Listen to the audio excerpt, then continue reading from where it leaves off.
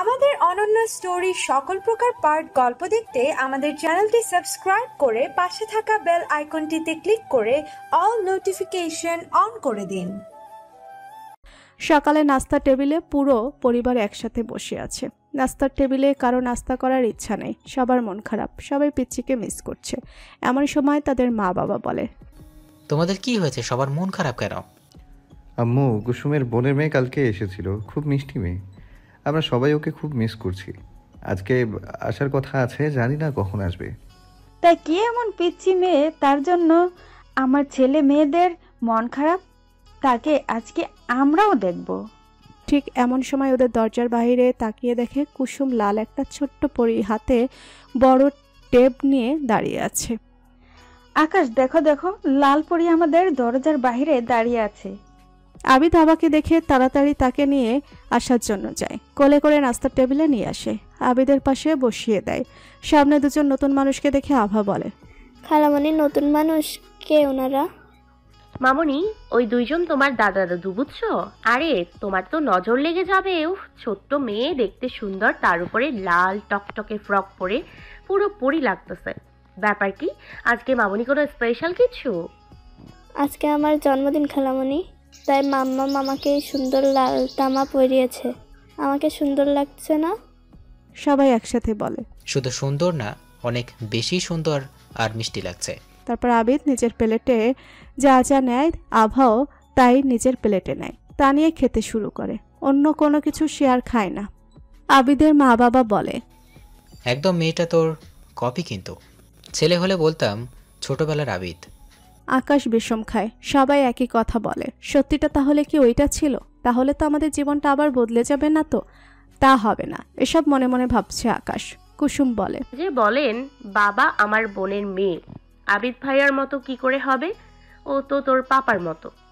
আমাদের বাড়িতে অনেক বছর কোনো ছোট মানুষ নেই, তা হয়তো চোখের ভুল হয়েছে। তারপর নাস্তা করে আকাশ আবিদ অফিসে চলে যায়। কুসুম রান্না করতে চায় আভার পছন্দ মতো সব খাবার। আভা বসে দাদা দাদুর সাথে গল্প করছে। জানো তোমরা, আমার না দাদা দাদু নানা নানি কেউ না। সারাদিন বাসায় আমি আর আমার রহিমা খালা সারাদিন বাসায় থাকি। মাম্মা তো সারাদিন মানুষের কষ্ট কম করে। জানো আমার এখানে খারাপ লাগে। বুকের বাম পাশে হাত দিয়ে বলে, মাম্মাটা বোঝেই না। সামনে কোনো এক কাজে এসে আবার মুখে একথা শুনে কুসুমের কলিজায় মোচড় দেয়। বুক ফেটে কান্না করতে ইচ্ছে করছে। এত ছোট মেয়ে কি বলে? আহারে, ওর সব থাকতে বলছে কেউ নেই। আচ্ছা, নানা নানু কেউ তা বুঝলাম, কিন্তু ওর দাদা দাদি নেই কেন বলছে? ব্যাপারটা কেমন লাগছে? আপুর সাথে কথা বলতে হবে। আবার সামনে গিয়ে ওকে কোলে নিয়ে বলে, কে বলছে তোমার কেউ নেই? তোমার সবাই আছে। আজকে তোমাকে তোমার জন্মদিনের বেস্ট গিফট আমি দিব।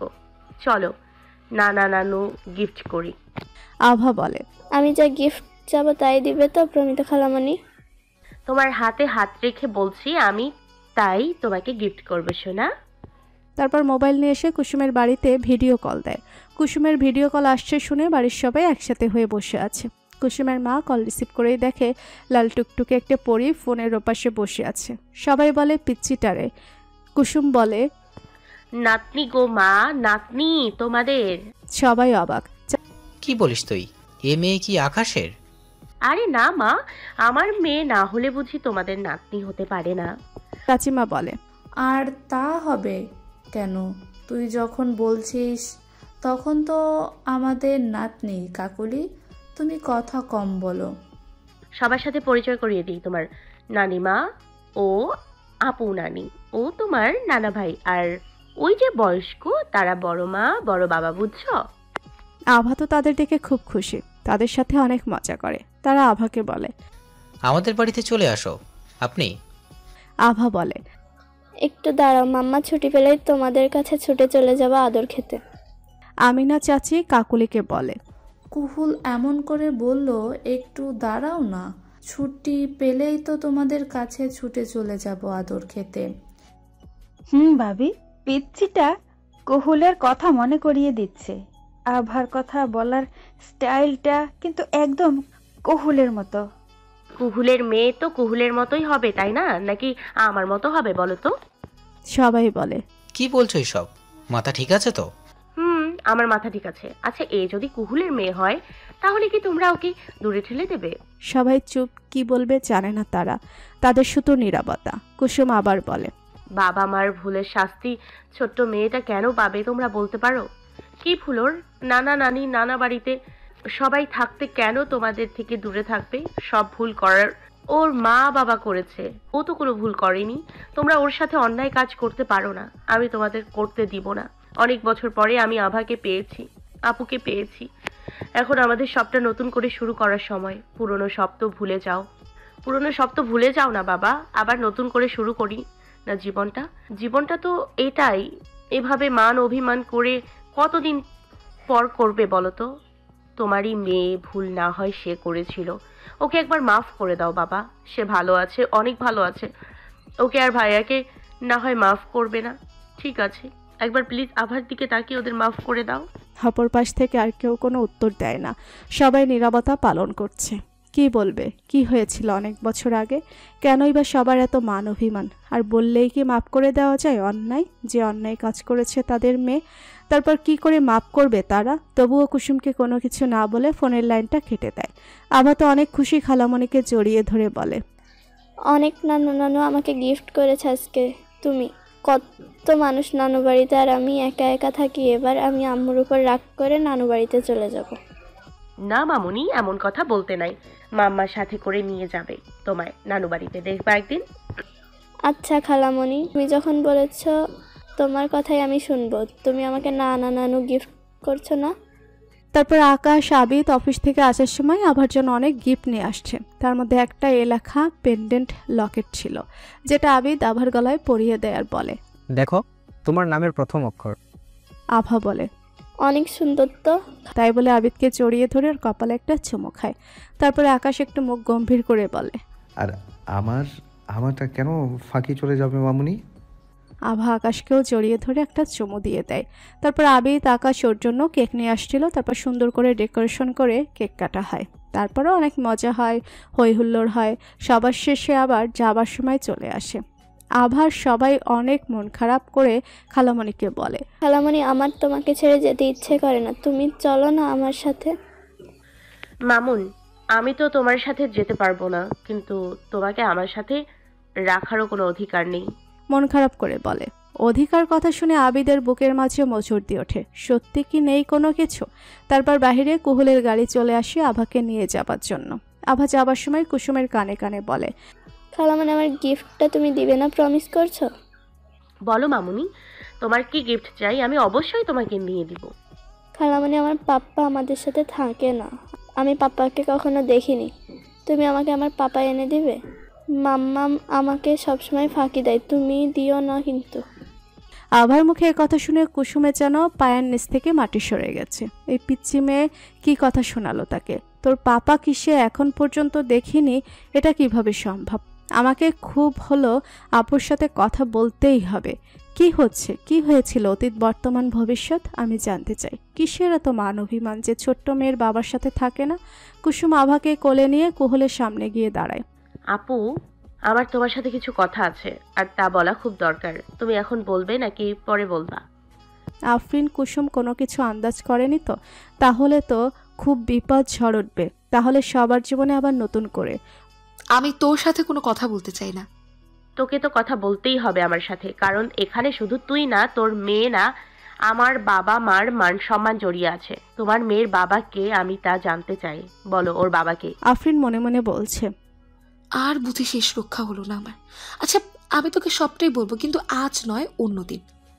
ঠিক আছে, অন্যদিন তো ঠিক আছে, কিন্তু কবে? কাল আমার ছুটি নেই, পরশুদিন শুক্রবার দিন।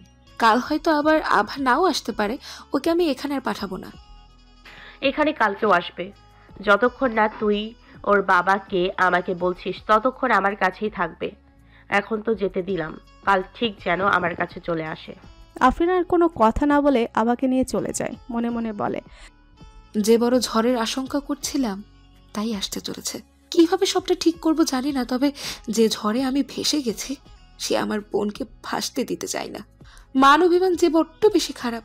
আর যাই হোক, আমার কারণে তোর ঘর ভাঙতে দিব না আমি কুসুম। আকাশে কিছুটা আন্দাজ করছে, সবটা না শুনতে পারলে কিছুটা তো শুনেছে। তাতে সেও বুঝেছে শুক্রবারের দিন আমাদের চারজনের জীবন আবার নতুন করে বদলে যাবে। না জানি আবার কোন মানবিমানে ঝড় বইবে আমাদের জীবনে। একদিন হাওয়ায় মিলিয়ে গেছে, দেখতে দেখতে শুক্রবারের দিন এসে উপস্থিত। কুসুমের আর সহ্য হচ্ছে না, তাই সে তাড়াতাড়ি তার বোনের বাড়িতে চলে যায়। কিন্তু তার পেছনে পেছনে আবিদ ও আকাশ চলে আসে। কুসুম বলেন, তোমরা আমার সাথে আসছো কেন? তোমার বোন তো আমাদেরও পরমাত্মীয়, তাই জীবন গাথা আমারও না হয় একটু আড়াল থেকে শুনলাম। প্লিজ না করবো না কুসুম। কুসুম আকাশ আবিদকে বলে, আচ্ছা ঠিক আছে, তাহলে আপনার বাইরে থেকে সবটাই শুনতে পারেনি, কিন্তু আমাদের দুজনের মাঝখানে আসবেন না। আর আপু যেন বুঝতে না পারে আপনারা বাইরে আছেন। আকাশ কুসুমকে আশ্বাস দেয়, তোমাদের কথা সব আমরা আড়াল থেকেই শুনবো, তোমার বোন কিছুই বুঝতে পারবে না। এরপর কুসুম আফরিনের সামনে গিয়ে দাঁড়ায়, বলে, আভা কোথায়? ওকে তো দেখছি না। তোর যা কাজ আমার সাথে, ওর সাথে কোনো কাজ নেই। তো বল, কি জানতে এসেছিস? এই যে তোর মেয়ের বাবা কোথায়? পিচ্ছির বাবাকে কেন এখনো দেখেনি? ওর বাবা আছে তো নাকি নাকি ওর কারো? এ কথাটা বলার আগেই কুসুমের গালে ঠাস করে থাপ্পড় পড়ে। আফরিন বলে, মুখ সামলে কথা বলবি কুসুম, কারণ নাজায়েজ সন্তান নয়, ও আমার সন্তান। কুসুম একপাশে এক গালে হাত দিয়ে বলে, তাহলে ওর বাবার নাম বল, বাবার পরিচয় দে।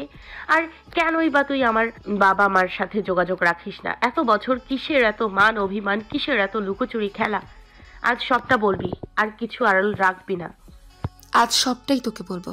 আজকে কোনো কিছুই আড়ালে থাকবে না। অনেক হয়েছে মান অভিমানের খেলা, আজ তার নতুন করে শুরু হবে। না হয় আজ মান অভিমানের শেষ হবে। তারপর আফরিন বলতে শুরু করে, আমার জীবনটা এমন ছিল না, তোর মতোই তো ছিলাম আমি। তোর থেকেও বেশি চঞ্চল ছিলাম। তাহলে আমার সাথে কেন এমন হলো? কি দোষ ছিল আমার? বাবা মা ভাই বোন দাদা দাদি চাচা চাচি সবার ভালোবাসায় দিনগুলো আমার রঙিন কাগজে মোড়ানো ছিল। হঠাৎ করে কি হলো জানি না, আমার মাথায় ভূত চাপলো আমি ডাক্তারি পড়বো। কেউ তো আমাকে ডাক্তারি পড়ার অনুমতি দেবে না। তারপরও জোর করে আমি বড় ভাইয়ার সাথে যোগাযোগ করে ঢাকাতে আসি। ডাক্তারি পরীক্ষা দিয়ে সরকারি মেডিকেলে চান্সও পেয়ে যাই। আমি ডক্টরিতে চান্স পাওয়ার পর বাড়িতে সবাই মোটামুটি রাগ কমে যায়, সবাই অনেক খুশি হয়। যাক, আমার স্বপ্নের কাছে সবাই হার মানে। তারপর শুরু হয় আমার নতুন পথ চলা। ডাক্তারি পড়তে গিয়ে আমার তো পুরো পাগল পাগল অবস্থা। রাত দিন পড়তে পড়তে আমি চোখে সর্ষে ফুল দেখতে শুরু করি। জীবনটা পুরো তেজ পাতা।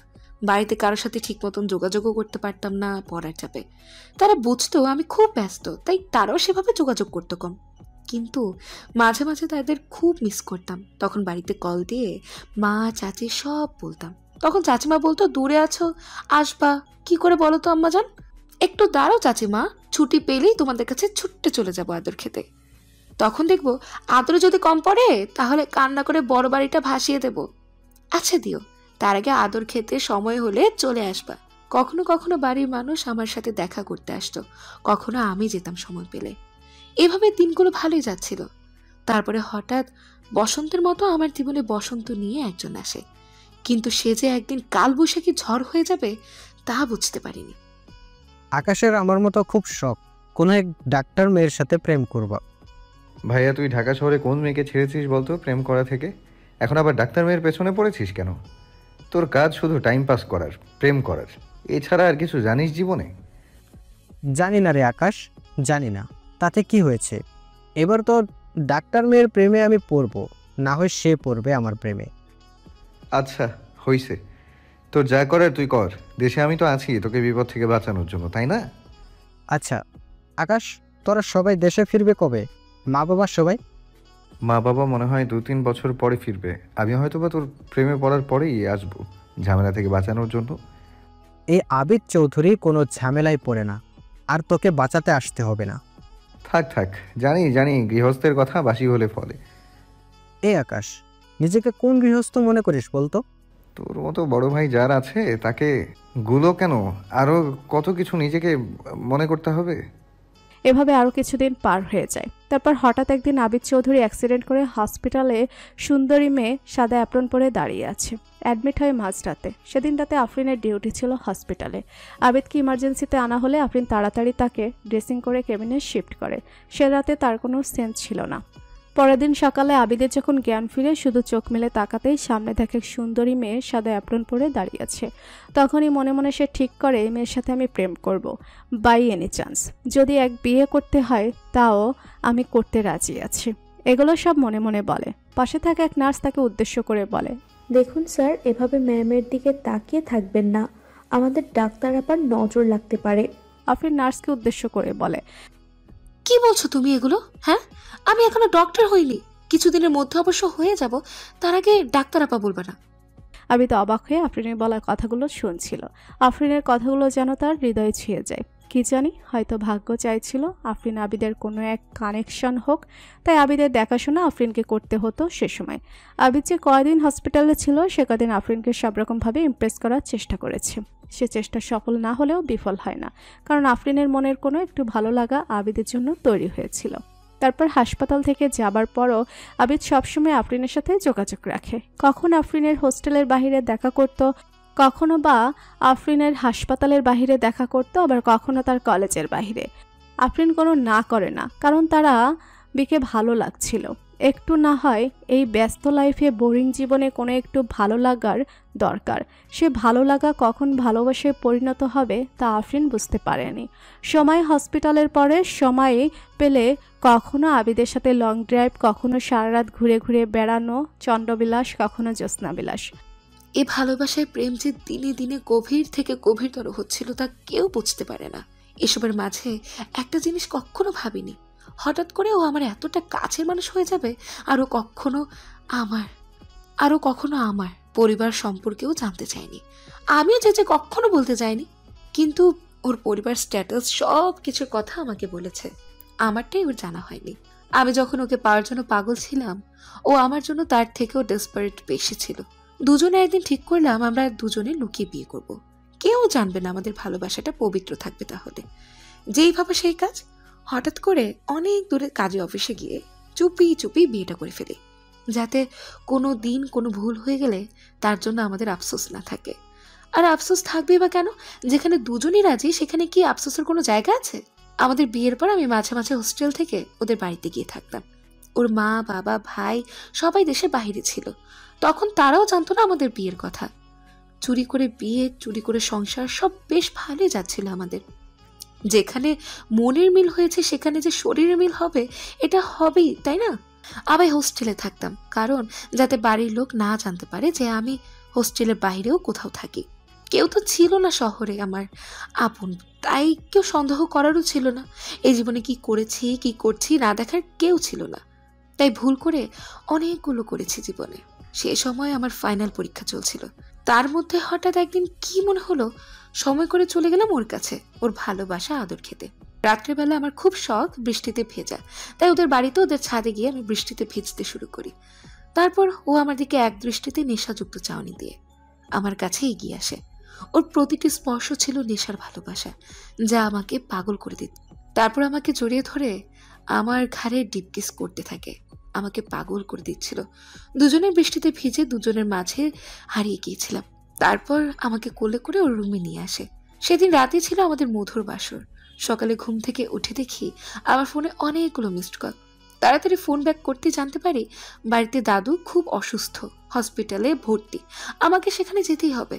তারপরে আবিদকে কোনো কিছু জানানো হয়নি আমার। আমি ছুটে বাড়িতে চলে যাই। বাড়িতে যাই, দাদুকে দেখি, তারপরে আমি দেখার পর আমি আবার ফিরে আসি, কারণ আমার পরীক্ষা শেষ হয়নি। এর মাঝে আর আবিদের সাথে আমার সেভাবে যোগাযোগ ছিল না, কারণ পড়ার চাপে পরীক্ষার টেনশনে যোগাযোগ করতে পারিনি। কিন্তু ও কেন যোগাযোগের চেষ্টা করেনি তাই এত ভাবতে চাইনি আমি। পরীক্ষা শেষ হতেই আমি দেখি সেদিন বাবা চাচা আমাকে নিতে চলে এসেছে। ভেবেছিলাম আজ থেকে নতুন করে সুখের সংসার করব। ওর যে আমার উপর অভিমান হয়েছে তা দূর করে দেব আমার ভালোবাসা দিয়ে। আর আজকে আবিদের সাথে কথা বলবো, কেননা ওকে কিছু বলার আছে। কিন্তু তার আগেই তারা আমাকে নিয়ে বাড়িতে চলে যায়। আর বাড়িতে গিয়ে যা দেখি, তারপরে তো আমার পৃথিবীটা পুরো অন্ধকার হয়ে যায়। আমি বাড়িতে এসে যা দেখি, তারপর আমার পুরো পৃথিবী অন্ধকার। পুরো বাড়ি লাইটিং করে ফুল দিয়ে বিয়ের বাড়ির সজ্জিত করা। বিয়ের কন্যা ছিল না, আমি এসে হাজির। আজ বাদে কাল আমার বিয়ে। আর আমি জানি না কেমন একটা মুহূর্ত আমার জন্য ছিল, তা শুধু আমি জানি। তারপর সবাইকে বলতে চেয়েছিলাম, কিন্তু কেউ আমার কথা শোনার মতো কারো কিছু সময় ছিল না। সবাই সবার কাজে ব্যস্ত, কেউ আমাকে হলুদ মাখানোর জন্য, কেউ বউয়ের সাথে সাজানোর জন্য। কোনোভাবে সেদিন অনুষ্ঠানটা পার হয়ে যায়। রাত্রিবেলা আমি ভাবছিলাম কি করব। আমি বিয়ে করতে পারবো না, দিতে পারবো না বাবা মায়ের মান সম্মান নিয়ে খেলতে পারবো না, আবিদকে ধোকা দিতে পারবো না। বিবাহিত হয়ে আবার বিয়ে, কি করব? দিশেহারা মেয়ে আমি। মাঝরাতে কাউকে কিছু না বলে একটা চিঠি লিখে আমার রুমের টেবিলের ওপর রেখে বেরিয়ে পড়ি। যা নিয়ে যাওয়া আমার, সে যা হয়তো এ বাড়িতে আর আমি কোনো দিন ফিরতে পারবো না। কারণ আজ আমার জন্য বাড়িতে যা হবে তার জন্য সবটা দায়ী আমি। কিন্তু আমার যে তারা বিয়ে ঠিক করে রেখেছে তা আমাকে আগে বলা হয়নি। শুধু একবার বলতো আমাকে, তাহলে এমন পরিস্থিতি কারোর জন্যই আসতো না। আর আমি চাইলে অন্য কাউকে বিয়ে করে ধোকা দিতে পারবো না। হলুদ রঙের শাড়িতে আমি বাবার বাড়ি ছেড়ে মাঝরাতে বেরিয়ে পড়ে ঢাকার উদ্দেশ্যে।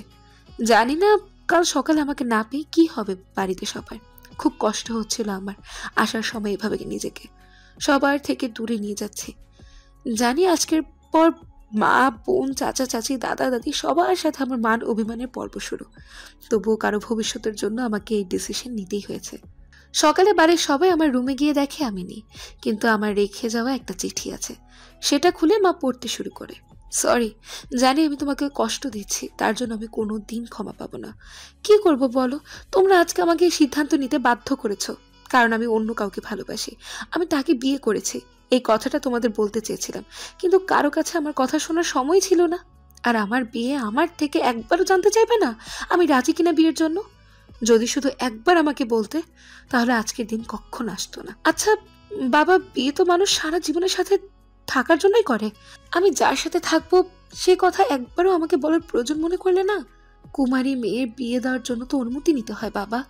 তোমরা আমার অনুমতির কথাটাই ভুলে গেছো, আর আমিও যে তোমাদের অনুমতি নিতে ভুলে গেছি। ভালোবাসা কোন সাগরে ভেসে যে তোমাদের ভুলে গেছি জানি না। হ্যাঁ, হয়তো ভালোবাসার মানুষটা আমার জীবনে না থাকলে তোমাদের সিদ্ধান্তই আমি মাথা পেতে নিতাম, কিন্তু এখন আমি তোমাদের সিদ্ধান্ত গ্রহণ করতে পারলাম না। তোমরা যেমন আমার কাছে প্রিয়, আমার ভালোবাসার মানুষটাও আমার কাছে তেমন প্রিয়। আমি তোমাদেরও ছাড়তে পারবো না, ওকে বোঝাতেও পারবো না, কিন্তু আমি আজকে যে কোনো একজনকে বেছে নিতে পারবোই না। তাই তুমি আমাকে মাফ করে দিও। আমি যাকে বিয়ে করেছি তার সাথে ভালোই থাকবো, সুখে সংসার করব। আমার জন্য দোয়া করো। এদি তোমাদের অভিমানী মেয়ে আফরিন কুহুল। চিঠিটা পড়ার পর কেউ কোনো কথা বলেনি সেদিন। মা, চাচি, দাদি কান্নায় ভেঙে পড়ে। বিয়ের দিন সকালে মেয়ে বাড়ি ছেড়ে চলে গেছে। ছেলেপক্ষ জানতে পেরে তাদের অনেক কথা শোনায়। কেন তারা আগে বলেনি মেয়ে খারাপ, আগেই বিয়ে করেছে?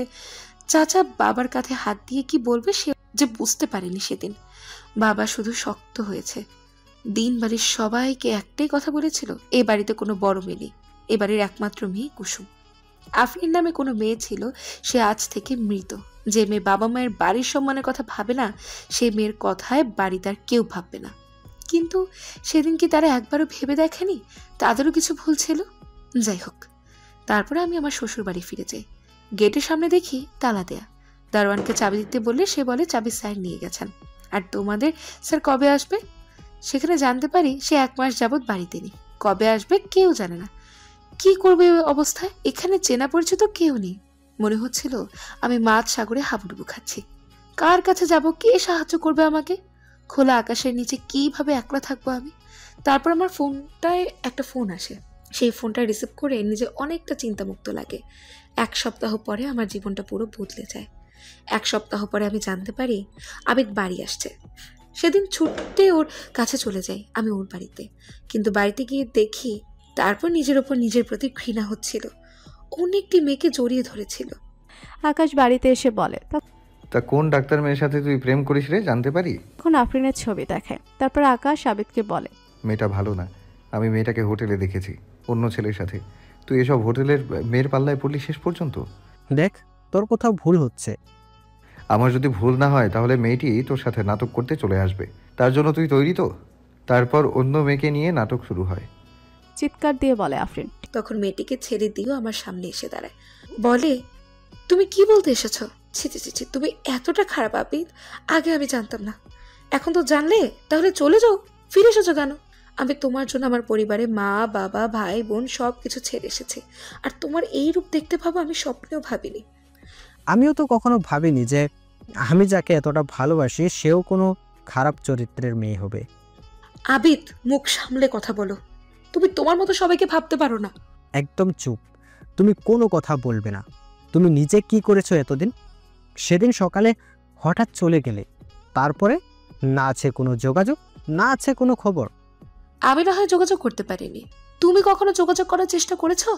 একবারও করনি, তাহলে দোষ কেন সব আমাকে দিচ্ছ একাই? ঠিক সে সময় ছোট ভাই সেখানে আসে।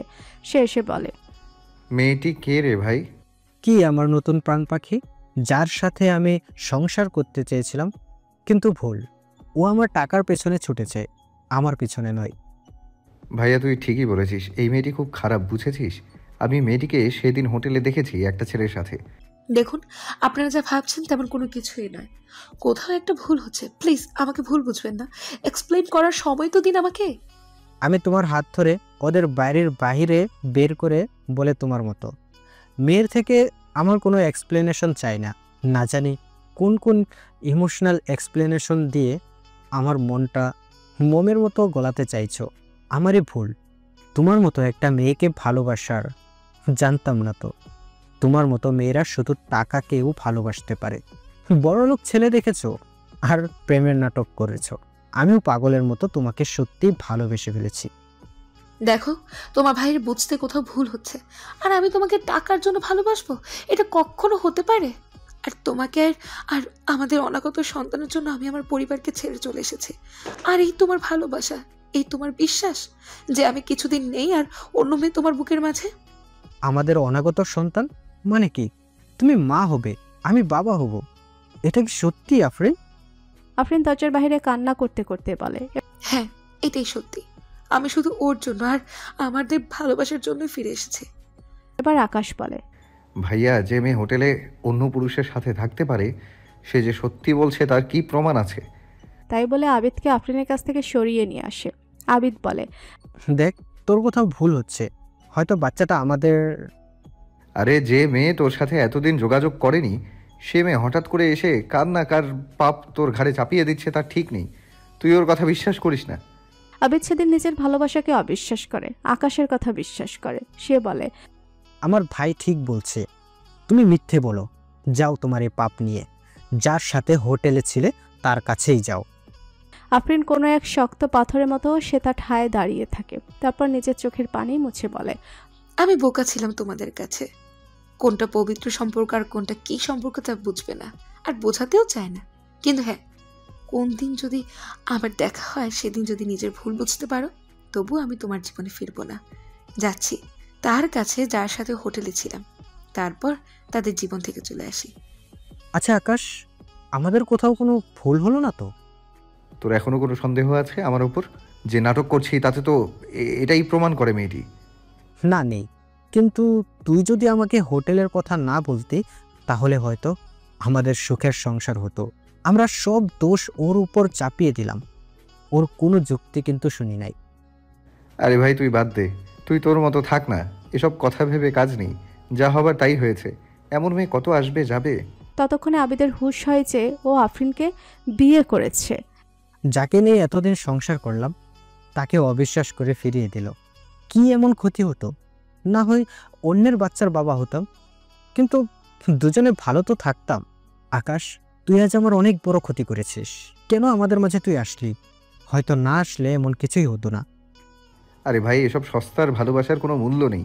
আমি ওই মেয়েটিকে হোটেলে অন্য ছেলের বুকে মাথা রেখে জড়িয়ে ধরতে দেখেছি। তাতে কি? চোখের দেখা যদি ভুল হয়, তোর জন্য আজ আমার জীবনটা বদলে গেল। তোকে আমি আর ভালোবাসি না।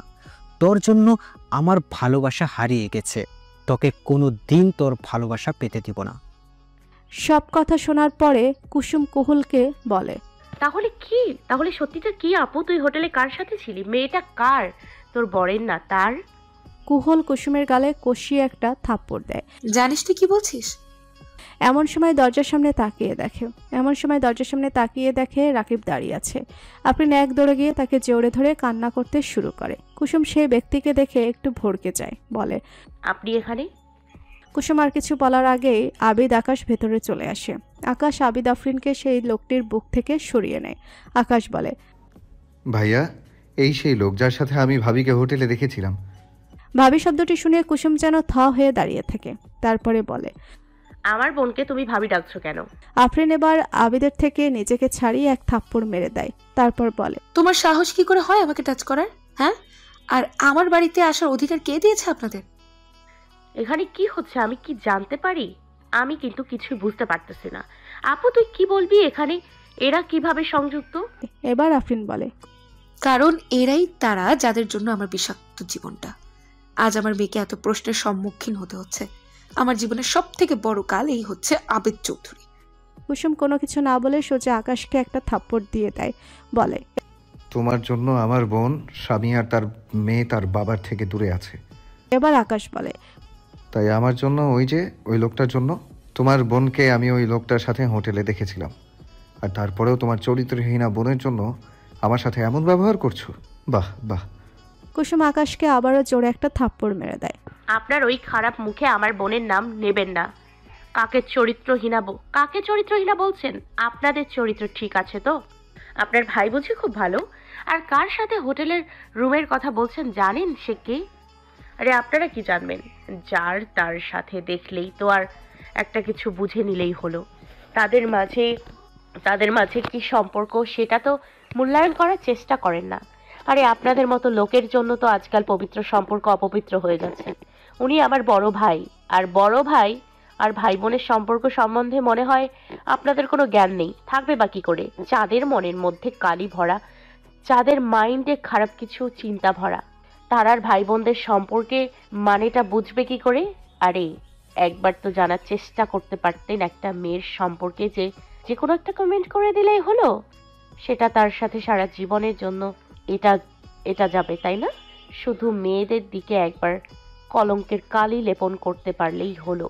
সে কলঙ্ক হোক জায়েজ বা না জায়েজ, তাই না? রাকিব পিছন থেকে এসে কুসুমের ঘাড়ে হাত রেখে বলে, শান্ত হব আমার।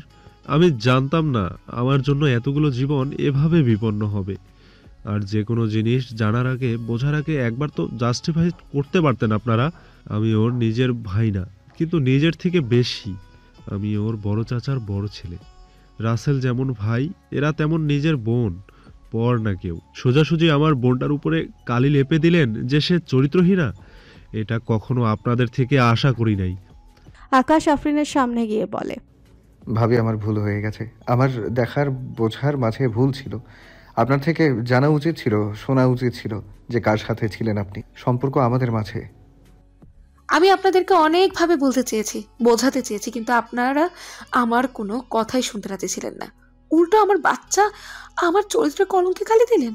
জানেন আপনাদের অবহেলার জন্য আমার জীবনে কতটা ঝড় গেছে। থাক সেসব কথা, আমি এখন আর কিচ্ছুই বলতে চাই না।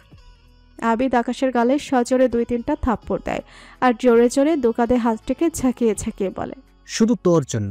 তোকে আমি কতবার বলছি, বারবার বলছি, দেখ তোর কোথাও হয়তো ভুল হচ্ছে, ওরকম না, কিন্তু তোর জন্য আমার পুরো পরিবার বিচ্ছিন্ন। তুই আমার সব সময় ভালো চাইতে, কিন্তু সেটা এমন ভালো চাইলি যে আজ আমার ভালো থাকাটাই আমার কাছে কাল। আমি একটা মেয়ের বাবা, তো কোন মেয়ে আমাকে তার বাবা বলে জানে না? আমি একটা মেয়ের স্বামী, তবুও সে আজ আমায় স্বামী বলে মানবে না। তাই আপনার ভালোবাসা এতটাই জোর ছিল যে নিজের বউকে বিশ্বাস করতে পারেননি? আরে কেমন স্বামী আপনার যে আপনার ভাইয়ের কথায় আমার চরিত্রের দিকে আঙুল তুললেন? কোথায় ছিল সেদিন আপনার ভালোবাসা? কোথায় ছিল বিশ্বাস? নিজের বিয়ে করা বউকে যে বিশ্বাস করতে পারে না, সে কি করে অন্যের ঘাড়ে দোষ দেয়? আপনি একবারও কি সত্যি তা জানার চেষ্টা করেননি? যখন বাচ্চার কথা বলছি তখন তো আমার কথা শোনার প্রয়োজন ছিল, তখনও অবিশ্বাস। আরও আপনি কি শুয়েছিলেন নাকি আমাকে ভোগ করেননি? কোনটা? যে বাচ্চা আপনার না হয়ে অন্য কারো হবে। আর হ্যাঁ, আপনারা এখান থেকে চলে যান, আমার মেয়ে ঘুমিয়ে আছে। আবিদ জোর হাত করে কোহলের সামনে মিনতি করে, প্লিজ কোহল, আমাকে মাফ করে দাও। তোমাকে অবিশ্বাস করার শাস্তি আমি তো পেয়েছি। নিজের মেয়ে থাকতে তাকে নিজের চোখের সামনে বড় হতে দেখতে পারিনি। তোমাকে অবিশ্বাস করলেও তোমাকেও ভালোবাসি, তাই আজও বিয়ে করিনি। প্লিজ তুমি আমাকে মাফ করে দাও। আমাকে আভাকে বলতে দাও আমি আভার অভাগা বাবা। তাই নাকি? এত বছর পরে এসেছো মেয়ের বাবা হতে? আরে সেদিন যখন তোমরা তাড়িয়ে দিলে আমাকে, তখন কোথায় ছিল তোমার এই সো কল্ড ভালোবাসা? জানো সেদিন কি হয়েছিল? তোমাকে বাড়িতে না পেয়ে আমি পাগলের মতো হয়ে গিয়েছিলাম। তখন ভাইয়া আমাকে কল দেয় যে দেশে এসেছে, ঢাকার হোটেলে আছে। আমি সেদিন তার সাথে দেখা করতে যাই। তার কাছে গিয়ে তার বুকে মাথা রেখে সবটা বলি, তাকে জড়িয়ে ধরে কান্না করি। সেদিন হোটেলের রুমে 3 জন ছিল, ভাবিও ছিল। তাহলে সেদিন আমি যাকে দেখেছি কিস হাগ করতে সে আপনার ভাবি ছিল? জি মাস্টার আকাশ, আমার ভাবি ছিল। তাদের সাথে হোটেলে থেকেছি আর আবিদের খোঁজ করেছি। যেদিন জানতে পেরেছি আবিদ আসছে, ছুটতে চলে গেছি আবিদের কাছে। আফসোস, সেদিন আপনারা ফিরিয়ে দেওয়ার পর আমার আর কোনো যাবার জায়গা ছিল না। রাকিব বলে, সেদিনও আমার কাছে কান্না করতে করতে আসে, সবটা বলে। আমি আপনাদের সাথে কথা বলতে চাই কিন্তু পারিনি। কেন বলবো? আপনারা আমার বোনটাকে অবিশ্বাস করেছেন। তারপর বাড়িতে আমি আমার মাকে কল দিয়ে বলি কুহুলকে মেনে নিতে, কিন্তু বাড়ির মানুষ আমাকে সেদিন বলে যে কুহুলের সাথে যোগাযোগ রাখবে সে যেন আর এই বাড়ির সাথে যোগাযোগ না রাখে। আমাকে সেদিন কুহুল আর বাড়ির মাঝে কুহুলকে বেছে নিতে হয়। আর এই অবস্থায় আমি একা ছাড়তে পারি নাই আপনাদের জন্য। তাই আমিও ও বাড়ির সবার কাছে মৃত। আমরা দেশের বাইরে চলে যাই। কুহুল যায়নি, ও এখানে সিলেটে আমার শ্বশুর বাড়িতে থেকে পড়ালেখা কমপ্লিট করে ডাক্তারি করে। আর ওর মেয়েকে দেখার জন্য রহিমা আপাকে ঠিক করে দেয়। আর মাঝে মাঝে আমরা কুহুলের সাথে দেখা করতে আসি। এত কিছুর পর কিভাবে ভাবেন আবিদ চৌধুরী আমি আপনাকে স্বামী হিসেবে মেনে নিব? হ্যাঁ, আর আপনাকে আমার মেয়ের বাবা? সো প্লিজ আপনারা এখান থেকে চলে যান। প্লিজ কুহুল, আমাকে আমার মেয়ের থেকে দূরে রেখো না। আমাকে আভার সাথে থাকতে দাও। তুমি কিন্তু ভুলে যাচ্ছ আমি আভার বাবা। পেছন থেকে আভা এসে বলে, মাম্মা পাপ্পাকে আনছো আমার জন্য? সবাই পেছন ঘুরে দেখে আভা রহিমার কোলে। কুহুল বলে, না মা, পাপ্পা এখানে নেই, তুমি ভেতরে যাও। কিন্তু মামা অসুস্থ আঙ্কেল যে বলছে সে আমার পাপ্পা। আবিদ ছুটে গিয়ে নিজের মেয়েকে কোলে নিয়ে জড়িয়ে ধরে কান্না করতে করতে বলে, আমি তোমার হতভাগা বাবা, প্লিজ তুমি আমার সাথে চলো। কুহুল আভাকে আবিদের কোল থেকে নিয়ে বলে, রহিমা, আভাকে রুমে নিয়ে যাও। আর আভা, আমি কিন্তু বলিনি এই আঙ্কেল তোমার পাপা। রহিমা আভাকে রুমে নিয়ে যায়। আভা অনেক কান্না করতে থাকে। আবিদ বলে, তুমি কিন্তু এটা অন্যায় করছো, একটা মেয়েকে তার বাবার কাছ থেকে দূরে রেখে। তাই বুঝি মিস্টার আবিদ, আপনার জন্য আমি আমার পরিবার থেকে যে দূরে আছি এত বছর, তাতে কোনো কিছুই না। আমার জীবনে এতগুলো বছর ফিরিয়ে দিন। আপনি আমাকে আমার পরিবারের সাথে মান অভিমান দূর করে ফিরিয়ে দিন। আমি আমার মেয়ে আপনাকে দিয়ে দেব। কুহুল, মানুষ মাত্রই ভুল হয়, এত বড় শাস্তি তুমি আমাকে দিতে পারো না। ভাবি, আমার ভুলের শাস্তি আমার ভাইকে এভাবে দিবেন না। আমি আপনাদের কোনো শাস্তি দিচ্ছি না। আপনারা আমার বাড়ির বাইরে চলে যান এক্ষুনি। তারপর সবাই চলে যায়। আবিদ করুণভাবে যাবার সময় কুহুলের দিকে তাকিয়েছিল। কুহুল একবারও আবিদের দিকে ফিরে তাকায়নি। কুসুম পাথরের মতো দাঁড়িয়ে থাকে। তা দেখে কুহুল বলে, যাও, কুষ্টির ঘর সংসারে ফিরে যাও। আর আমার সাথে যোগাযোগের চেষ্টা করবে না।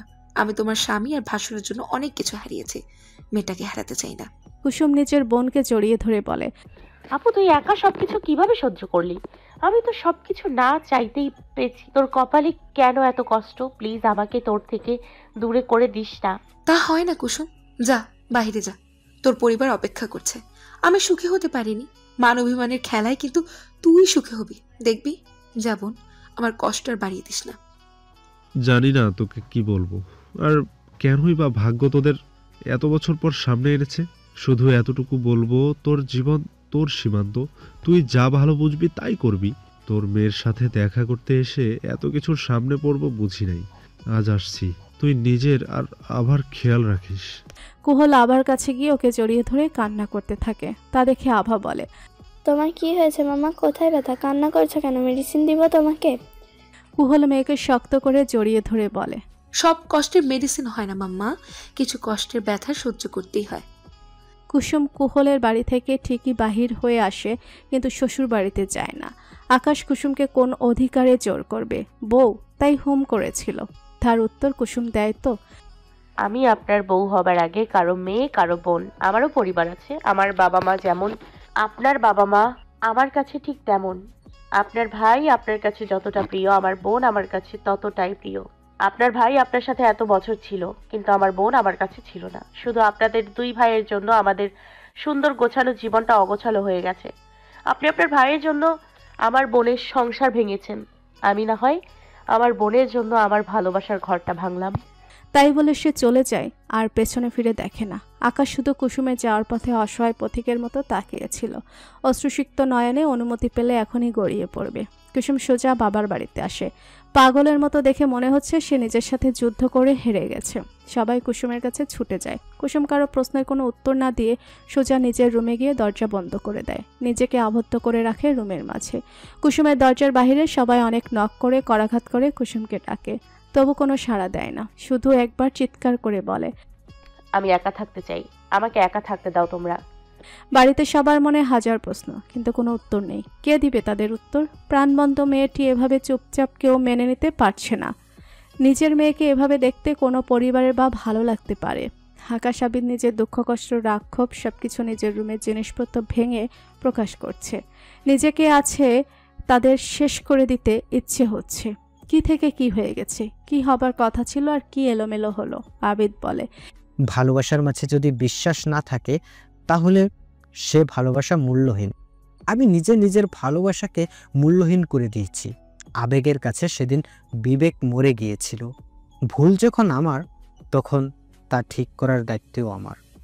এভাবে বেশ কিছুদিন চলে যায়। আবিদ প্রতিদিন কোহলের বাড়ির সামনে যায়, হসপিটালের বাহিরে যায় কথা বলার জন্য, কিন্তু কোহল আবিদকে ইগনোর করে। কোহল যখন বাড়িতে থাকে না তখন আবিদ আভার কাছে চলে আসে। নিজের ভুলের জন্য মেয়েটা এত বছর বাবা হারা ছিল, আর থাকতে দিবে না। আবিদ প্রতিদিন আভাকে নিয়ে খেলা করে, ঘুরতে যায়, ওকে খাওয়ায় দেয়, গোসল করায়, ঘুম পড়ানো সব করে, কিন্তু কোহলের অগোচরের সব কিছু। কোহল একদিন হঠাৎ দুপুরবেলা বাড়িতে এসে দেখে আবিদ মেয়েকে কোলে নিয়ে খাবার খাওয়াচ্ছে। তা দেখে কোহল মেয়েকে আবিদের কোল থেকে নিয়ে আবিদকে অপমান করে তাড়িয়ে দেয়, বলে, নেক্সট টাইম আমি আপনাকে আমার মেয়ের আশেপাশেও দেখতে চাই না। তখন আভা বলে, মামা তুমি পাপাকে থাকতে দাও না, পাপা অনেক ভালো, আমরা তিনজন একসাথে থাকবো, কত মজা হবে। কোহল আবিদের সামনে মেয়েকে জোরে ধমক দিয়ে বলে, এতদিন যখন পাপাকে ছাড়া আমার কাছে ভালো আছো, আশা করি সারা জীবন ভালো থাকবে। দুজনা ভালো, তিনজনের কোনো প্রয়োজন নেই। আবার কোহলের কোল থেকে নেমে কান্নাকাটি করতে করতে নিজের রুমে চলে যায়। যাওয়ার সময় বলে, তোমরা কেউ ভালো না, কেউ আমাকে ভালোবাসে না, সবাই পচা। তুমি মেয়েটার সাথে এভাবে কথা না বললেও পারতে কোহল। আমার মেয়ে, আমি কিভাবে কথা বলবো তা আমার বিষয়। বাহিরে কেউ নাক না গলালেই খুশি হই। এখন আসতে পারেন। বলে আবিদকে বাড়ির বাহিরে বাহির করে ওর মুখের উপর দরজা বন্ধ করে দেয়। তবু আবিদ হার মানে না, বলে, অন্যায় যখন আমার, অপমানগুলো আমি সহ্য করব। এরপর একদিন কুহল হাসপাতাল থেকে বাড়িতে আসবে, এমন সময় এক পিচ্চি এসে কুহলের হাতে লাল গোলাপ ফুলের তোড়া দিয়ে যায়। তাতে লেখা ছিল, ভুল যখন করেছি তা সংশোধন করার অধিকারটুকু আমায় দাও। বলো, দেবে কি আমায়? তারপর আরেকটা পিচ্চি এসে একটা চকলেট সাজানো বড় বক্স দিয়ে যায়। তার উপর লেখা ছিল, কিছু ভুলের জানি হয় না ক্ষমা, তবুও এ অধম চাইছে তাহার ভুলের, বলছি কান ধরে সরি। সামনে তাকিয়ে দেখে আবিদ রাস্তার মাঝে কান ধরে দাঁড়িয়ে আছে। কুহল মুখে হাসি নিয়ে আবিদের সামনে গিয়ে দাঁড়ায়। তারপর বলে, কি ভেবেছো লাল গোলাপ আর এই চকলেট পেয়ে নিজের অতীত ভুলে যাব? আচ্ছা, কিছু সময়ের জন্য না হয় ভুলে গেলাম, কিন্তু ভবিষ্যতে এ ভুল যে আবার করবে না তার কোনো গ্যারান্টি আছে? কোহল দেখো, যে ভুল একবার করেছি তারও হবে না। একবার আমায় মাফ করে তো দেখো। সরি, আমি আমার অতীতে পুনরাবৃত্তি চাই না। তাই বলে ফুল আর চকলেট আবিদের উপর ছুঁড়ে ফেলে দিয়ে চলে যায়। আবিদ বলে, কোহল তুমি এভাবে করতে পারো না, আমার কথা শোনো। কে শোনে কার কথা? কুহল আবিদের কথায় কোনো কর্ণপাত না করে চলে যায়। মনে মনে ভাবতে থাকে, যখন আমাদের সম্পর্ক শুরু হয় তখন একদিন, এই তো সেদিন যখন ও দেখা করবে বলে দেখা করতে আসে নাই, রাগ করে কথা বলছিল না, তখন ঠিক এভাবে ফুল আর চকলেট ওর জন্য পাঠিয়েছে। এত ফুল আর চকলেট পেয়ে কি খুশি না হয়েছিল সেদিন। কুহল দৌড়ে গিয়ে আবিদকে জড়িয়ে ধরে বলে, জানো, আমি যতই রাগ করি না কেন, তুমি এভাবে চকলেট দিলে রাগ করে থাকতেই পারি না। সেদিন আর আজ কত তফাৎ। সেদিন এগুলো উপহার হিসেবে পেয়ে আবিদকে জড়িয়ে ধরে কিস করছিলাম, আর আজ ওর মুখের ওপর সব কিছু ছুঁড়ে ফেলে দিয়ে এসেছে। সত্যি অভিমান বড় খারাপ জিনিস। রাগটাও ভালোবাসা দিয়ে কমানো যায়, কিন্তু অভিমান কি দিয়ে কমাবে? তুমি জানি না, তোমাকে আমি আর মেনে নিতে পারবো না, না আমার জন্য না আভার জন্য। কান্না করতে করতে নিজের রুমে চলে যায়। আভার মাকে এভাবে কান্না করতে দেখে বলে, তোমাকে কে বকা দিছে মাম্মা? পাপ্পা বকা দিছে? দাঁড়াও, আর কথা বলবো না। কুহল নিজের মেয়েকে বুকে জড়িয়ে কান্না করতে করতে বলে, না মা, কেউ বকা দেয়নি, আমার ভাগ্য আমার উপর অভিমান করেছে, তাই কান্না করছি। মনে মনে বলে, সেদিন যদি এমন না হতো তাহলে আমরা কত সুখে সংসার করতাম, কত ভালো থাকতাম। কিন্তু সব কিছু এক মুহূর্তে ঝড়ে তছনছ হয়ে গেছে। এভাবে চলছে আবিদ কুহলের দিন। আবিদ সবসময় নানাভাবে কুহলের কাছে মাপ চায়, কিন্তু কুহল করে না। এসবের মাঝে আবিদ আবার সম্পর্কটা একদম অন্য বাবা মেয়ের সম্পর্কের মতো গভীর হয়ে গেছে। এদিকে কুসুম বাড়িতে না ঠিকমতো খাবার খায়, না কারোর সাথে ঠিকমতো কথা বলে, না আগের মতো দাদা দাদির সাথে ঝগড়া করে। কুসুমের দাদা দাদি কুসুমের রুমে এসে বলে, কি হয়েছে দাদা ভাই, আমাদের উপর বুঝি অভিমান হয়েছে? কুসুম তাদের জড়িয়ে ধরে বলে, না, তোমাদের উপর কেন অভিমান করব বলো? তোমাদের উপর অভিমান করা যায় না। তাহলে তুই কি আকাশের সাথে ঝগড়া করে আছিস? সেই যে একা চলে আসলি, আকাশ তো আর তোর কোনো খবর নিতে আসলো না। কুসুম কথা ঘোরানোর জন্য বলে, আচ্ছা, তোমরা কুহুল আপিকে কেন মেনে নাও না? জানো ওর মেয়েটা কত সুন্দর, কত কিউট। দাদা দাদি কিছু বলার আগে কুসুম তাদের আভার ছবি বাহির করে দেখায়। তারা আভার ছবি দেখে গলে যায়। যত যাই হোক, ছোট বাচ্চার উপর তো অভিমান করে যায় না। মায়ের শাস্তি বাচ্চা কেন পাবে? তারপর কুসুম আভার এত এত গল্প করে তাদের সাথে। ঘরের বাহির থেকে কাকলুই আর আমেনা বেগম সব শুনছিল, আর নিজেদের শাড়ির আঁচল দিয়ে চোখের পানি মুছে যে যার কাজে চলে যায়। কুসুমের বিরহে আকাশের দিনগুলো ভালো যাচ্ছে না। কিন্তু কুসুমকে এতবার ফোন করে, কে রিসিভ করে না, মেসেজ দেয় না, সিন করে না, কোনো রিপ্লাই দেয় না। কত কিছু দিছে, সে কোনো উত্তর দেয়নি। কুসুম এখন আগের মতো চঞ্চল দুরন্ত নেই, একটু চুপচাপ থাকে। যতটা সম্ভব সে নিজেকে গুটিয়ে রাখতে ভালোবাসে। কে বলবে সে বাড়ির মানুষকে যে আকাশের জন্য আজ ওর বোনের কষ্টের শেষ নেই? তারপরও বাড়ির সবার সাথে খাবার খেতে নিচে আসতে হয় তাকে। সে ঠিকঠাক মতো খাওয়া দাওয়া করে না। আগার মতো কুসুমের আর কোনো কিছু ভাল লাগে না। শরীরটা আজকাল কুসুমের খুব একটা ভালো যায় না। এই ঠান্ডায় জ্বর না সমস্যা তার। আজ বাড়িতে সবাই একসাথে বসে আছে। সবার সাথে কুসুমও বসেছিল। রাসেল আসবে কিছুদিন পর, হিয়ার সাথে বিয়েটা এবার ধুমধাম করে দিবে। বাড়ির বউ তারা বাড়িতে আনবে, কত আনন্দ হবে। হঠাৎ সবার মাঝে কুসুম বলে, এ বাড়ির শেষ বিয়ে, সে বিয়েতে কি বাড়ির বড় ছেলে আর বড় মেয়ে আসবে না? আমরা তাদের ছাড়াই সব আনন্দ অনুষ্ঠান করব। কুসুমের বাবা রেগে গিয়ে জোরে কুসুম বলে ধমক দেয়, তুমি ছোট, আমাকে এত কথা বলার অধিকার দিয়েছ? তোমাকে এই বাড়ির সব ব্যাপারে এখন কথা না বললেও চলবে, বুঝলা কুসুম? বাবা, তুমি আমাকে এভাবে বলতে পারলে? বিয়ে দিয়েছো বলে আজ পর করে দিলে। তাহলে কুহুল আপু একা বিয়ে করে তোমাদের পর করে কোনো ভুল করেনি। তাই বলে কান্না করতে করতে ওখান থেকে উঠে চলে যায়। কিছুদিন পরে সবাই খুব ব্যস্ত। রাসেল আসছে, ওর বিয়ের তোড়জোড় শুরু হয়ে গেছে। ভাইয়ের বিয়ে সামনে, সে নানা কাজে ব্যস্ত। হঠাৎ ওর খুব খারাপ লাগে, তাই নিজের ঘরে যাবার আগেই মাথা ঘুরে পড়ে যায়। পরে একটু কপাল কেটে যায়। সবাই তাড়াতাড়ি কুসুমকে হাসপাতালে নিয়ে যায়। ডাক্তার ড্রেসিং করে ব্যান্ডেজ করে দেয় আর কিছু টেস্ট করে, কারণ কুসুমের শরীর অনেক খারাপ। রিপোর্ট আসার কিছু সময় আগে কুসুমের জ্ঞান ফিরে আসে। ওর পাশে বাড়ির সবাই ছিল। সবাই খুব চিন্তিত কুসুমকে নিয়ে। রাসেল সবাইকে বলে, আরে তোমরা তো চিন্তা করো না, সব কিছু ঠিক হয়ে যাবে।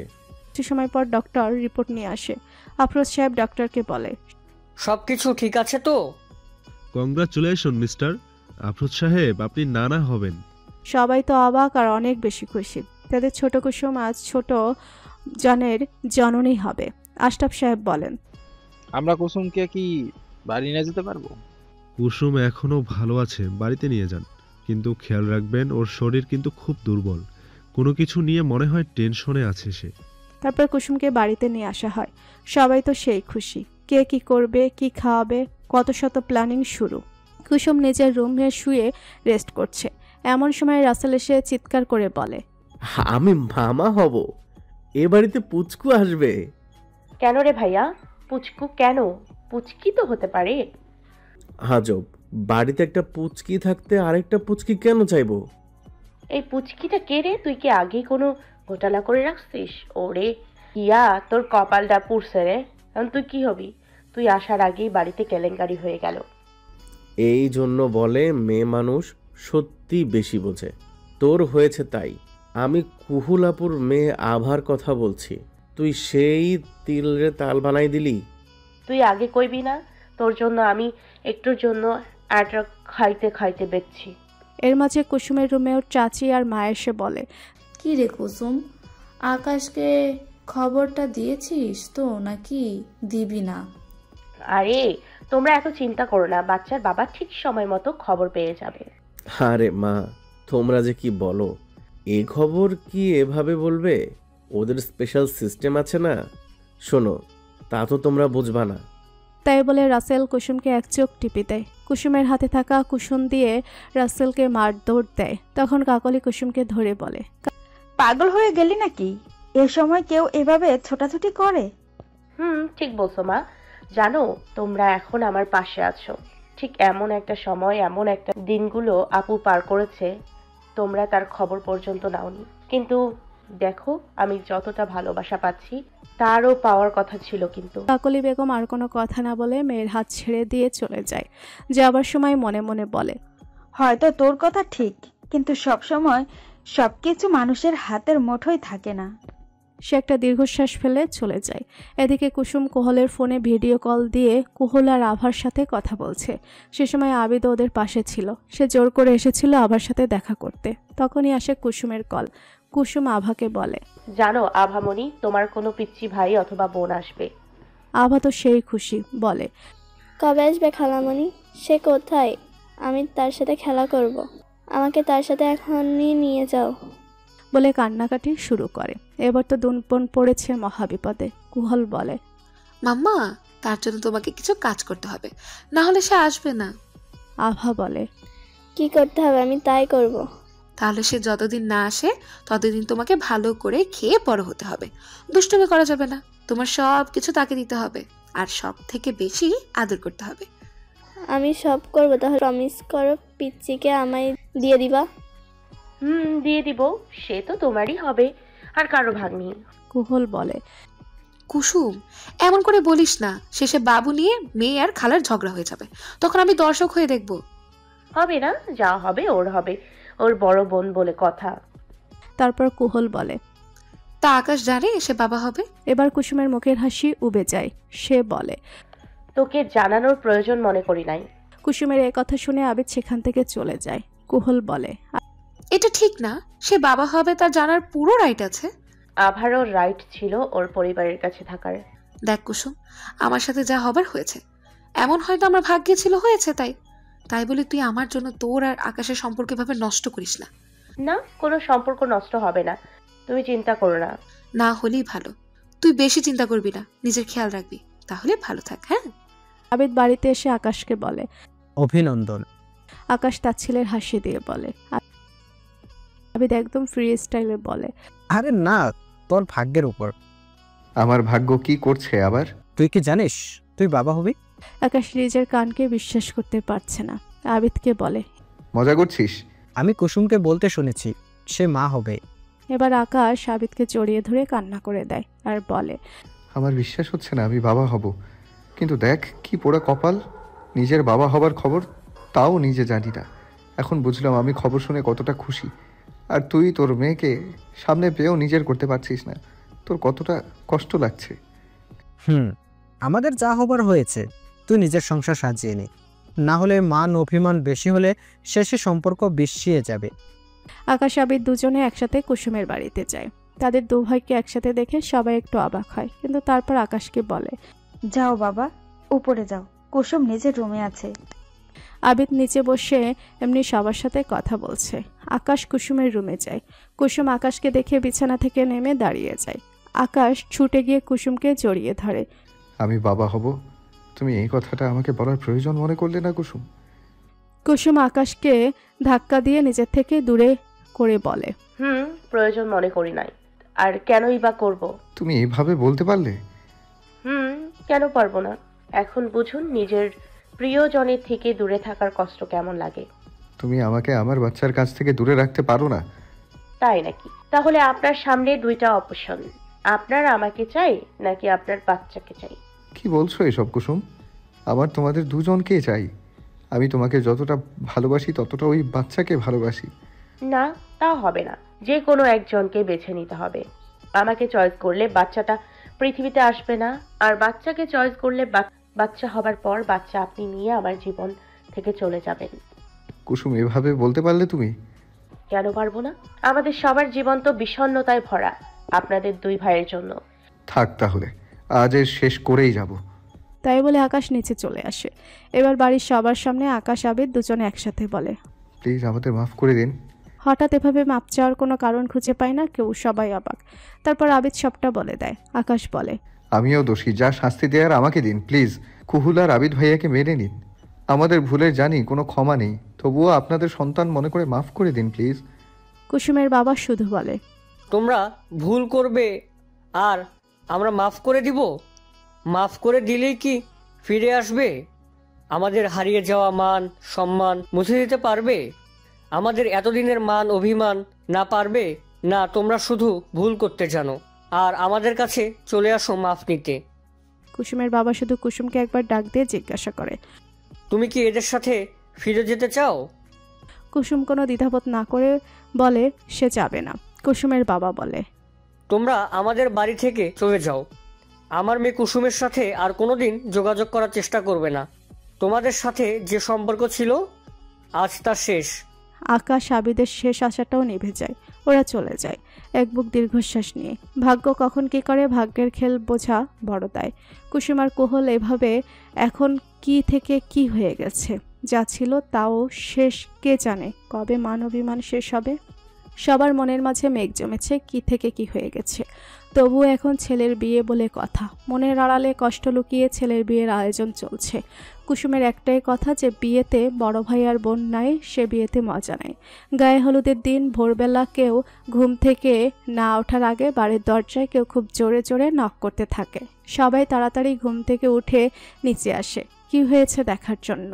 কুসুমের চাচিমা আর দরজা খুলে চিৎকার দিয়ে ওঠে, রাকিব, কুহুল, তোরা এ বাড়িতে? রাকিব কোহল তাদের মাকে জড়িয়ে ধরে কান্নাকাটি করতে থাকে। বাকি সবাই তো অবাক। ওরা একে একে সবার সাথে দেখা করে। কুসুম বলে, এখানে আসবে আগে তো বলো নাই। আফরোজ সাহেব কুহল আর কুসুমকে জড়িয়ে ধরে বলে, ছোট বোনের জন্য বড় বোনকে সারপ্রাইজ হিসেবে আনছি। এবার সবাই খুশি তো? সবাই খুব খুশি, তবুও কুসুমের মুখে হাসি নেই। ওর চোখ অন্যদের যে খুঁজছে। আশরাফ সাহেব একটু পর বলে, বাকিরা প্লিজ ভেতরে চলে এসো। তারপর একে একে আবিদ, আকাশ, রাকিবের বউ, ছেলে মেয়ে সবার শেষে আমাদের আভা মনে আসে। সবাই তো বাকিদের ভুলে আভাকে আদর করতে ব্যস্ত। কুসুমের দাদা দাদি বলে, আজ না এই বড় বাড়ির সত্যি অর্থে পুরো হলো। নাতি নাতনি, নাতবউ, নাত জামাই, তাদের বাচ্চারা। এবার না বোঝা যাচ্ছে এটা বিয়ে বাড়ি। এসব কিভাবে কখন হলো কিচ্ছু জানতে পারলাম না। সেদিনে বাড়ি থেকে ওরা সবাই যাবার পর আব্বু আর চাচু আমাদের সবার সাথে দেখা করতে চায়। তারপর তারা সবাই আমার বাড়িতে আসে। আব্বুকে দেখে আমি তো তাকে জড়িয়ে ধরে কান্না করি আর বলি, প্লিজ আমাদের মাফ করে দাও। সবাই মাথা নিচু করে কান ধরে সরি বলে। তখন আব্বু আর চাচু কিছুই বলেনি। তখন আভা, অলি, রিয়াদ ওরা সবার সামনে এসে বলে, তোমরা আর আমাদের আম্মু আব্বুর উপর রাগ করো না, প্লিজ সবাইকে মাফ করে দাও। এবার আফরোজ সাহেব বলে, ছেলে মেয়ের উপর যতই রাগ করি না কেন, ছোট বাচ্চাদের উপর তো রাগ করে ওদের আমাদের ভালোবাসা থেকে দূরে রাখতে পারি না, তাই ওদের ক্ষমা করে দেই। আর কতদিন মান অভিমান করে সবাইকে সবার থেকে দূরে রাখবো? আকাশ, কুসুম, কোহল, আবিদ সব অনুষ্ঠান শেষ করে চারজন ছাদে এসে দাঁড়িয়েছে নিজেদের মাঝে বোঝাপড়াটা শেষ করতে। কুসুম কোহলকে বলে, তুই সব ভুলে আবিদকে মেনে নিয়েছিস আপু? সব ভুল মেনে নিতে পারবো, এত বড় মনের মানুষ আমি না। তাহলে কি করবি সারা জীবন? সমঝোতা করছি নিজের মেয়ের খুশির জন্য। আমি ওর বাড়িতে থাকবো, আমাদের মাঝে আগের মতো সম্পর্ক থাকবে না। আবিদ আর আমার এখন একটাই পরিচয়, ও আভার বাবা, এর থেকে বেশি কিছু না। তাতে আমার সমস্যা নেই। আমার সাথে থাকলে আমি তোমার সব অভিমান একদিন আবার ভালোবাসায় পরিণত করে দেব। তুমি সেই আশাই থাকো আবিদ চৌধুরী। আশায় ছিলাম দেখেই তো এখন মেয়ের বাবা হিসেবে মানছ, কিছুদিন পর তোমার বর হিসেবেও মেনে নিবে। আকাশ কুসুমের সামনে কান ধরে বসে বলে, দেখো সব ঠিক না করতে পারলেও একসাথে তো এনেছি, এবার তো মাফ করে দাও। কিছু অভিমান না হয় মনের মাঝে তুলে রাখি। দেখো যা বলার আমাকে বলো, অভিমান মনের মাঝে গুছিয়ে রাখতে হবে না। ঠিক আছে আমার বর। আকাশ উঠে কুসুমকে জড়িয়ে ধরে। কুহল আর আবিদ বলে, আমরাও আছি তোমাদের সামনে। তুই জড়িয়ে ধর ভাবিকে, ভাবি আর কি বলবে। আবিদ কোহলকে জড়িয়ে ধরতে গেলে কোহল সরে যায়, বলে, আমি তোমার সাথে প্রেম করার জন্য বসে নেই, বলেই চলে যাই। যা দুলা ভাই, আপনার বউ তো চলে গেল, কি হবে এখন? আমার বউ অভিমান করেছে, আমি বুঝে নিব। শালিকা, তোমরা তোমাদের রোম্যান্স চালিয়ে যাও। বলে সেখান থেকে চলে যায়। আকাশ বলে, তোমার দুলাভাই কিন্তু অনুমতি দিয়েছে। মোটেই না, বিয়ে বাড়িতে বিয়ের দাওয়াত খাও, কিসের রোম্যান্স? বলে আকাশকে ধাক্কা দিয়ে চলে যায়। তারপর সবাই মজা করে একসাথে বিয়ের আনন্দ উপভোগ করে। কত শত হাসি, গান, মজা পুরোটাই যেন মুখরিত ছিল। দেখতে দেখতে বিয়ের সব অনুষ্ঠান শেষ হয়ে যায়। তারপর তাদেরকে এবারে ছেড়ে ঢাকার উদ্দেশ্যে যাওয়ার সময় চলে আসে। সে সময় সবার অনেক মন খারাপ লাগে, কিন্তু কি করার, এটাই তো দুনিয়ার নিয়ম। মেয়ে বড় হলে, বিয়ে দিলে তাকে তো শ্বশুরবাড়ি পাঠাতেই হবে। তবুও মায়ায় জড়ানোর সব সম্পর্ক তো খুব কষ্ট হয় ছেড়ে যেতে। একে একে বাড়ির সবার থেকে বিদায় নিয়ে ঢাকার উদ্দেশ্যে রওনা দেয়। আসার সময় কুসুম অ্যালকোহলের খুব কষ্ট হচ্ছিল, কিন্তু কিছু করার নেই। আভা বেচারি তো আসতেই চাইছিল না। নানু বাড়ি ছেড়ে কেউ যায় এত তাড়াতাড়ি? তারপরও তাকে বুঝিয়ে নিয়ে আসা হয়। কিছুদিন পর খালামণির বাবু হবে, তখন তুমি এ বাড়িতে এসে থেকো। সবাই নতুন স্বপ্ন, নতুন সংসারের আকাঙ্ক্ষা নিয়ে নিজেদের বাড়িতে ফিরে আসে। সব মান অভিমান ভুলে নতুন করে শুরু করার প্রচেষ্টা নিয়ে শুরু হয়েছে তাদের নতুন জীবন। ঢাকাতে আসার পর আকাশকে কুসুমকে এক মুহূর্তের জন্য একা ছাড়ে না। সব সময় কুসুমের খেয়াল রাখে, কখন কি খাবে, কখন কি করবে। ওকে কোনো কাজ করতে দেয় না। আহা বেচারি, ও কুসুমের খুব খেয়াল রাখে, কারণ তার পিচ্চি ভাইকে বোন আসবে, সে তো আভাকে দিয়ে দিবে। সে খেয়াল না রাখলে কে পাবে? এভাবে এদের দিনগুলো যাচ্ছিল খুব সুন্দর মতো। আবিদ কুহলের জীবন তো ভালোই যাচ্ছে, খুনছুটি ঝগড়া এগুলো নিয়ে। তাদের মাঝেও মান অভিমান অনেক কমে এসেছে। হয়তো আস্তে আস্তে সব ঠিক হয়ে যাবে। কুসুমের আস্তে আস্তে ডেলিভারির দিন ঘনিয়ে আসছে। এখন সবসময় কেউ একজন কুসুমের আশেপাশেই থাকে। আবার জন্য ভালো হয়েছে, এখন আর আভাকে একা থাকতে হয় না। সারাদিন খালামণির ভালোবাসায় সে আষ্টে পিষ্টে রয়েছে। মায়ের প্রতি যে অভিমান ছিল ছোট্ট মনে, সে অভিমান কমেছে। মা যে তার অসুস্থ মানুষদের সেবায় নিয়োজিত। আবার এখন নিজেকে একা লাগে না, কারণ সে কিছুদিন পর বড় আপু হবে, তার একটা খেলার সাথী হবে। সে আর একা নয়, এটাই তার অবুঝ মনের বুঝ। সব কিছু ভালোই যাচ্ছিল, কিন্তু কুসুমের ডেলিভারির দিন ঘনিয়ে আসে। এখন কুসুমের খুব ভয় করে, যদি ওর কিছু হয়ে যায় তখন কি হবে ওর। আকাশকে মনের ভয়ের কথা সে বলতে পারে না। আকাশ যদি কষ্ট পায় আভাকে বলে, আভা, খালামণি যদি না থাকে তখন কি তুমি তোমার বোনুর খেয়াল রাখবে? আভা বলে, যে আমি নিজে তার সব করব, কাউকে দিব না আমার পিচ্ছিটা। আভাকে জড়িয়ে সেদিন সে কান্না করে। যাক, কেউ তো আছে ওর বাচ্চার জন্য। একদিন রাতে কুহল এমার্জেন্সি হসপিটালেই ছিল তার ডিউটি করতে। এদিকে আকাশ বাড়িতে আর আবিদ বাহিরে ছিল। হঠাৎ তাদের বাড়িতে খবর আসে আবিদের অ্যাক্সিডেন্ট হয়েছে, সে হসপিটালে। কুসুম ঘুমিয়েছিল, তাই আকাশ তাকে কিছু না বলে চলে যায়। কুসুমের হঠাৎ করে ঘুম ভেঙে যায়, দেখে পাশে আকাশ নেই, তাই সিঁড়ি দিয়ে নিচে নামতে, কিন্তু মাথাটা হঠাৎ কেমন করে ওঠে আর সে ব্যালেন্স হারিয়ে নিচে পড়ে যায়। বলে না খারাপ সময় কেউ পাশে থাকে না, কুসুমের তাই হয়েছে। নিচে পড়ে পুরো ফ্লোর রক্তে ভেসে যাচ্ছে। এদিকে আভা ঘুম থেকে উঠে সে কুসুমের রুমে যায়। কুসুমকে না পেয়ে নিচে এসে রক্তে খালামণিকে দেখে ভয় পেয়ে কুসুমের মাথাটা তার ছোট দুহাত দিয়ে নিজের বুকের সাথে জড়িয়ে ধরে। এদিকে আকাশ হাসপাতালে এসে দেখে আবিদের বেশ কিছু হয়নি, ভালো আছে। তা দেখে কুহাল বলে, তুমি এত রাতে কুসুমকে একা রেখে এসে ঠিক করনি? সে সময় কুহালের ফোনে রহিমা কল দিয়ে কুসুমের কথা জানায়। বাড়ির গাড়িতে করে ওকে রহিমা আর দারোয়ান নিয়ে আসছে। একথা শুনে কুহল কুসুম বলে চিৎকার দিয়ে ওঠে, আকাশ, তোমার জন্য যদি আমার বোনের কিছু হয় তোমাকে কোনো দিন মাফ করব না। কুসুমকে রক্ত অবস্থায় অপারেশন থিয়েটারে নিয়ে যায়। ওটির বাহিরে আকাশের খুব খারাপ হাল। নিজের প্রিয়জনকে হারানোর ভয়ে আজ আকাশ কাঁদছে। আভাকেও নিয়ে আসছে। সে নির্বাক, তার ছোট মনে শুধু তার খালামণির শেষ কথাগুলো বাজছে। আকাশ, তুমি কোথায়? আমাকে আর আমার বাচ্চাকে বাঁচাও, আমার খুব কষ্ট হচ্ছে। কোথায় তুমি? তার ছোট মনে অভিমান গেঁথেছে। খালামণিকে একা না রাখলে তার কিছু হতো না। 3 ঘন্টা পর নার্স বাহিরে ছোট একটা বাবু নিয়ে আসে, বলে, অভিনন্দন, আপনাদের মেয়ে হয়েছে। আভা দৌড়ে গিয়ে বলে, আমার বোন আমাকে দিন।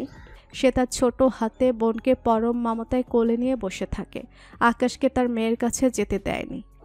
আপনার জন্য আমার মনই পড়ে গেছে। জানেন আমি আপনাকে কত ডাকছে, আপনি আসেননি। একটু পর আভা ওটি থেকে বাহিরে আসে।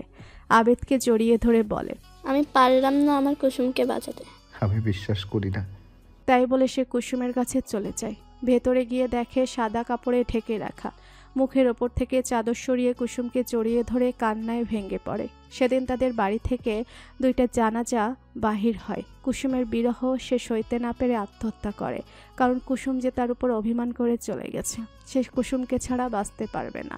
সেদিন আকাশ কুসুমের উপর অভিমান করে স্বার্থপরের মতো নিজের মেয়ের কথা না ভেবে চলে যায়। তাতে কার কি হলো? কিছুদিন সবাই দুঃখ প্রকাশ করছে, তারপর নিজেদের মতো ব্যস্ততায় ফিরে যায়। শুধু একজন সবার মতো ব্যস্ত হতে পারেনি, আভা। তার বোন আশাকে নিয়ে ব্যস্ত এখন আশা, আভার পুরা পৃথিবী। দাদা দাদুর উপর ভরসা করে আভা আশার দিনগুলো কেটে যাচ্ছে। এখন 2 বোনের দেখাশোনা করার জন্য দাদা দাদু করছে। আবার ছোট একাকিত্বের পৃথিবীতে আশা এসে রঙিন করেছে। এভাবে কেটে যাচ্ছে 2 বোনের নতুন জীবন, যেখানে এক বড় বোন তার ছোট বোনের পৃথিবী হয়ে বেঁচে থাকবে।